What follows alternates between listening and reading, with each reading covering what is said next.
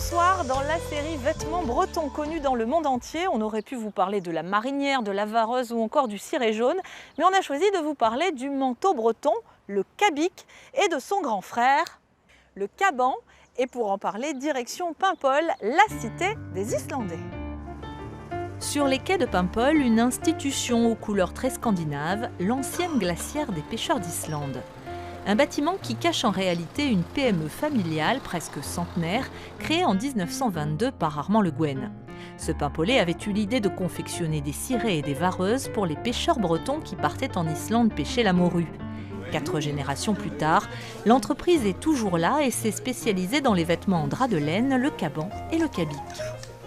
Le cabic, c'est un vêtement breton qui était utilisé par les goémoniers.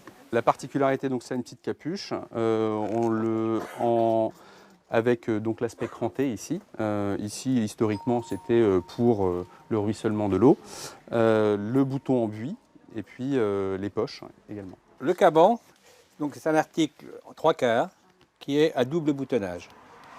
Il a une particularité, c'est qu'il est croisé et il se ferme à une patte de colle.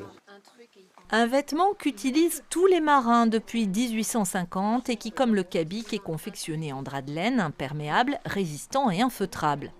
Une belle matière, fabriquée depuis toujours dans le sud de la France, comme les boutons, dont la plupart proviennent d'une vieille maison lyonnaise. Si on fait des boutons plats, on les fait en corozo. Corozo, c'est une matière végétale. C'est l'intérieur du palmier. Ça nous permet de pouvoir le teindre du coloris qu'on veut. Mais si depuis 100 ans, les matières sont restées les mêmes, la fabrication, elle a beaucoup évolué. Du passé, Thierry Dalmar n'a d'ailleurs conservé que ses patrons en papier. Ce patron-là, ça correspond exactement à ce caban-là. Car aujourd'hui, les 70 modèles sont créés par ordinateur et en partie fabriqués en Pologne. Au-delà du coût, c'est la réactivité. C'est vrai que travailler en France et en Europe, ça nous permet d'être plus réactifs pour la demande de nos clients, quoi.